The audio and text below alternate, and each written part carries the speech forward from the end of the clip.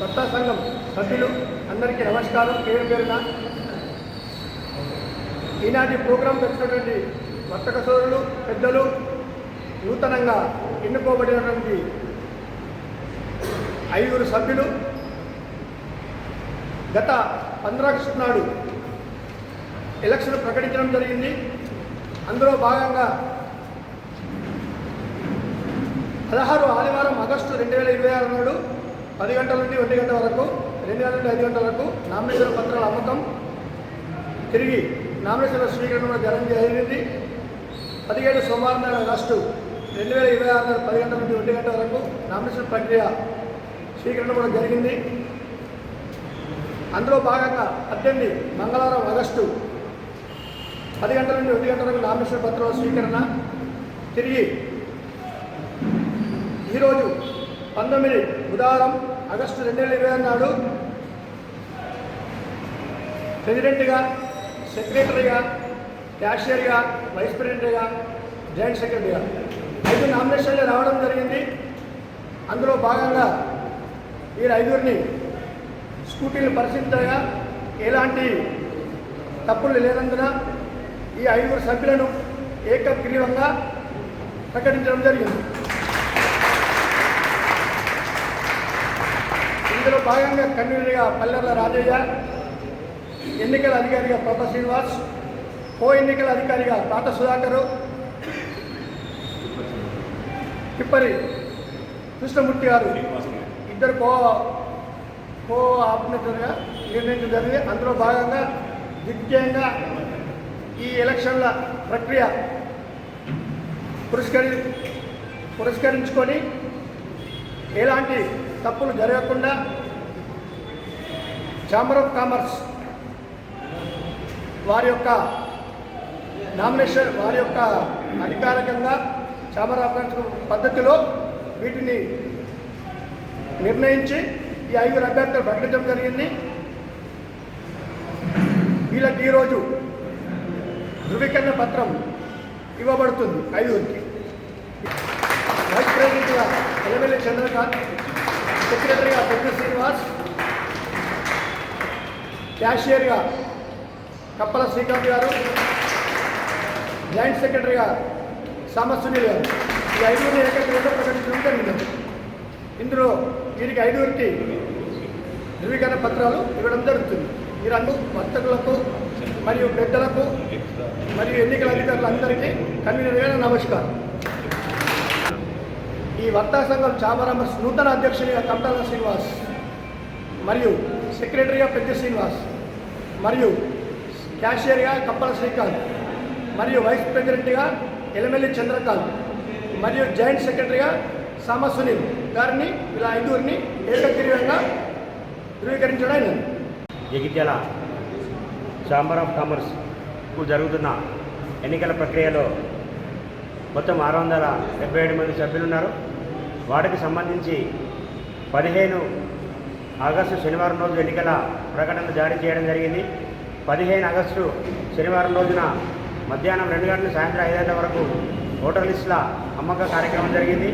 అలాగే 16 ఆదివారం రోజు నామినేషన్ల పత్రాల అమ్మకం మరియు స్వీకరణ పూర్తి కాబడింది. అలాగే 17 సోమవారం, 18 మంగళవారం రోజున ఉదయం 10 గంటల నుండి మధ్యాహ్నం 1 గంట వరకు నామినేషన్లు తీసుకోవడం జరిగింది. ఈరోజు అంటే 19వ తారీఖు రోజు బుధవారం ఉదయం 11 గంటలకు పోటీలో ఉన్న అభ్యర్థుల లిస్టు ప్రకటించాల్సి ఉండే, కానీ ఎన్నికల ప్రాసెస్లో భాగంగా మొత్తం 9 నామినేషన్లు అభ్యర్థులు తీసుకోవడం జరిగింది. కానీ సంఘ శ్రేష్ఠ దృష్ట్యా 4 అభ్యర్థులు వాటికి నామినేషన్ వేరేరు, అంటే ధరావత్ సొమ్ము చెల్లించకుండా కేవలం నామినేషన్ ఫామ్లు ఇవ్వడం జరిగింది. కాబట్టి పోటీలో 5 మాత్రమే ఉండడం వలన ఆ 5 ఏకగ్రీవంగా ఎన్నికైనట్లు ఈరోజు ధృవీకరణ పత్రాలు అందజేయడం జరుగుతుంది. దాంట్లో భాగంగా ప్రధాన కార్యదర్శికి 3 నామినేషన్ వేసినప్పటికీ 2 నామినేషన్ ఫామ్లు ఇవ్వలేరు. అలాగే కోశాధికారి పదవికి 3 తీసుకున్నప్పటికీ 2 ఇవ్వలేరు. ఈ విధంగా 5 మాత్రమే నామినేషన్లు సక్రమంగా ఉన్న కారణంగా ఈరోజు ఆ 5 అభ్యర్థులను ఏకగ్రీవంగా నియమిస్తూ వారికి ధృవీకరణ పత్రాలు అందజేయడం జరిగింది. ఈ ఎన్నికల ప్రక్రియలో భాగంగా నేను ఎన్నికల అధికారిగా, అలాగే పల్లెంట రాజు గారు ఎన్నికల కన్వీనర్గా, మోటూరు శ్రీనివాస్ గారు, విప్పటి శ్రీనివాసమూర్తి గారు, పాత సుధాకర్ గారు, కొండూరు రజనీకాంత్ గారు, రాచకొండ హరికృష్ణ గారు వీరందరూ ఎన్నికల ప్రాసెస్లో వారి వారి బాధ్యత నిర్వహించారు. అలాగే మీ యొక్క వర్తక సంఘ సభ్యులందరూ మాకు సహకరించారు. ఇలాంటి ఎన్నిక సక్రమంగా జరగడానికి సహకరించిన ప్రతి ఒక్కరికి ప్రత్యేకమైన ధన్యవాదాలు. ఇప్పుడు ఈ కార్యక్రమంలో భాగంగా ఈరోజు ఛాంబర్ ఆఫ్ కామర్స్ ఎన్నికల్లో ఏకగ్రీవంగా ఎన్నికైన 5 అభ్యర్థులకు నియామక పత్రాలు, ఎన్నిక ధృవీకరణ పత్రం అందజేయడం జరుగుతుంది. పేర్లు పిలిచిన వచ్చి వారి యొక్క ధృవీకరణ పత్రం తీసుకోవాల్సిందిగా కోరుచున్నాం.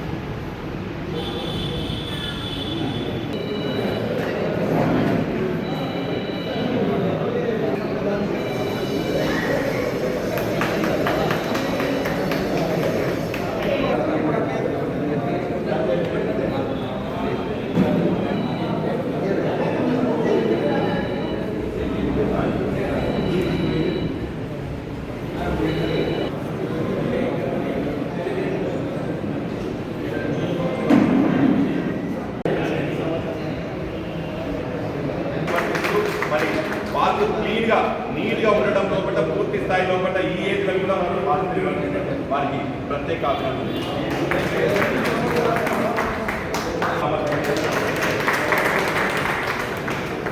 అందరూ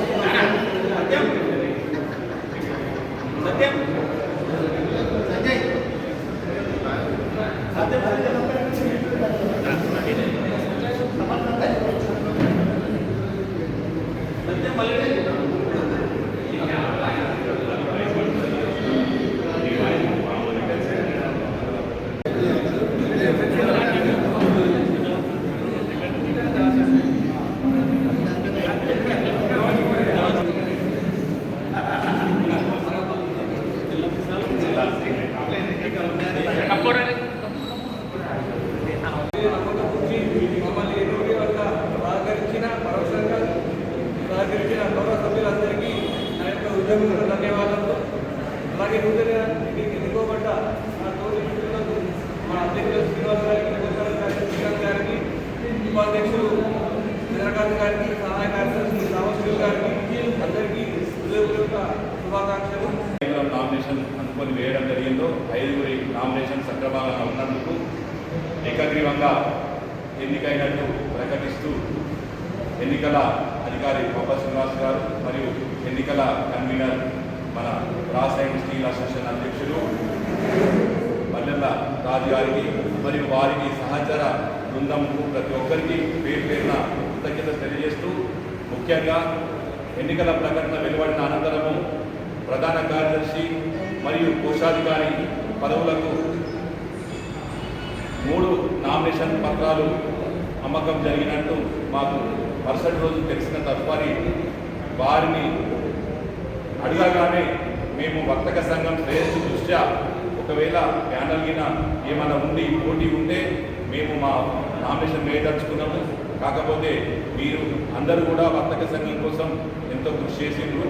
వాళ్ళు వేసిన వాళ్ళు ఒకవేళ సెక్రటరీ క్యాషియర్ కాకుండా ఉపాధ్యక్షులకు సహాయ కార్యదర్శితో వేసినట్టయితే మేము కొంచెం ఆలోచించే పరిస్థితి ఉంటుంది. వాళ్ళు వేసిన వాళ్ళు కోశాధికారిగా కొనసాగినప్పుడే మేము ఉండాలి అని చెప్పిన ఆలోచన ఉన్న తరుణం లోపల వాళ్ళిద్దరూ అంగీకరించడం, మరి తదుపరి గతం లోపల ఉపాధ్యక్షులుగా బాధ్యత నిర్వహించినటువంటి గుడికదల మహేష్ గారు నేను నామినేషన్ వేయడం కాదు, నేను సంఘంకు సమయాన్ని కేటాయించాలని ఒక మంచి మనసుతోటి పక్కకు ఉండి మరి అదే స్థానం లోపల ఎల్మెల్లి చంద్రకాంత్ గారు నామినేషన్ వేయడం, అదేవిధంగా మిత్రుడు సోదరుడు గతం లోపల సహాయ కార్యదర్శిగా పూర్తి స్థాయి లోపల సేవలందించి ప్రస్తుతము పురపాలక సంఘం లోపల కౌన్సిలర్గా ఎన్నికై తనకు ఉన్న పని ఒత్తిడి దృష్ట్యా నేను మీకు ఏ విధంగానైనా సహకరిస్తాను, కానీ నేను సహాయ కార్యదర్శిగా బాధ్యతలు నిర్వర్తించడమా మరి ఇంకో పదవికి పోటీ చేయడమా అన్నది పక్కన పెడితే నన్ను కొంచెం విశ్రామం ఇవ్వాలి అని చెప్పి కోరడం, మరి తను కూడా నామినేషన్ వేయకపోవడం, ఆ స్థానం లోపల సోదరుడు గతం లోపల ఆర్యవైశ్య యువజన సంఘంగా బాధ్యతలు నిర్వర్తిస్తూ ప్రస్తుతం ఎఫ్ఎంసీజీ డిస్ట్రిబ్యూటర్ సెషన్ ప్రధాన కార్యదర్శిగా సేవలు అందిస్తున్నటువంటి సామా సునీల్ గారు సహాయ కార్యదర్శిగా నామినేషన్ వేయడం, మరి నిజంగా ఆ నామినేషన్ పత్రాలన్నీ పరిశీలించిన పిదప సక్రమంగా ఉన్నందుకు మరి ఏకగ్రీవంగా ప్రకటించడం, దీనికి సహకరించిన అనుబంధ విభాగాల అధ్యక్షులకు మరియు గతంలో బాధ్యతలు నిర్వర్తించి వర్తక సంఘం యొక్క పేరు ప్రతిష్టలను చేసిన ప్రతి ఒక్కరికి కూడా పేరు పేరున కృతజ్ఞతలు తెలియజేస్తూ గత 3 సంవత్సరాల కాల పరిమితికి కార్యవర్గం ఎన్నికైనప్పటికీ కొన్ని కారణాల దృష్ట్యా 1 సంవత్సరం పెరగడం, మరి 4 సంవత్సరాల కాల పరిమితి అనంతరం మళ్ళీ ఎన్నికలకు పోవాలి అని చెప్పని అనుకున్నప్పుడు మరి సభ్యత్వ సేకరణ అనంతరము ఉపాధ్యాయ బృందంతో ఆ సభ్యత్వ వివరాలను పరిశీలన చేసి ఒక సక్రమమైన పద్ధతి లోపల ఎందుకంటే సభ్యత్వం అయిపోయిన తర్వాత మళ్ళీ ఈ బాడీ దాని మీద ఆధిపత్యం ఆజమాయిషి ఉండకుండా ఒక ఉపాధ్యాయ బృందానికి అప్పగించినప్పుడు మా మిత్రుడు మోటూరు శ్రీనివాస్ ఉపాధ్యాయుడు, గెలిచాడు ఉపాధ్యాయుడు, తను తన సహచర ఉపాధ్యాయ బృందంతో శ్రీనివాసమూర్తి గారు అయితేనేమి ప్రతి ఒక్కరు కూడా ప్రతిరోజు ఒక 10 రోజులు వాటిని పరిశీలించి సక్రమంగా మరి ఫోటోస్ కానీ ఒక్కొక్కసారి ప్రింటింగ్ లోపల పొరపాటు జరిగే అవకాశం ఉండదు, వాటిని అన్నింటినీ పరిశీలించి మాకు సమయం కేటాయించిండ్రు. ఎలాంటి రుసుము తీసుకోకుండా వాళ్ళు మాకు సమయం కేటాయించిండ్రు. మరి అటువంటి వారికి కూడా ఎందుకంటే పని ఒత్తిడి ఉన్నా కానీ వర్తక సంఘం మీద భారం పడకుండా కార్యక్రమాలు నిర్వహించుకోవాలనే ఒక దృఢ సంకల్పంతో మా కార్యవర్గం గతం లోపల బాధ్యత నిర్వర్తించడం, ఈ రోజు కూడా అదేవిధంగా బాధ్యత నిర్వర్తించడం. ఒకవేళ ఎన్నికలు గిట్ట జరిగినట్టయితే కొంచెం భారం పడుతుండే, అలాంటి ఎన్నికలు జరిగేందుకు అవకాశం లేకుండా మరి సహకరించిన వ్యాపార సోదరులందరికీ, మిత్రులందరికీ, పెద్దలందరికీ పేరు పేరున నమస్కరిస్తూ కృతజ్ఞత తెలియజేస్తూ రాబో కాలం లోపల వర్తకుల ఐకమత్యం కోసం, వర్తకుల శ్రేయస్సు కోసం, వర్తకుల యొక్క ఆనందాన్ని ఇనుపడింపజేసే విధంగా, ఎందుకంటే వాస్తవంగా ఒత్తిడితోటి వ్యాపారాలు కూడా సరిగ్గా నిర్వహించుకోలేకపోతున్నారు. మరి పోటీతత్వంలో కూడా ఉన్న వ్యాపారాలు మనుగడ సాగాలంటే వారికి కొంచెం ఆనందంగా కూడా ఉండే కార్యక్రమాలను నిర్వర్తించి, సేవా కార్యక్రమాలు నిర్వర్తించి ప్రతి విషయంలో కూడా వర్తకులకు మా కార్యవర్గము అండదండలుగా ఉంటుందని, మరియు వివిధ విభాగాల నుంచి మేము తదుపరి గతంలో మననే మేము కూడా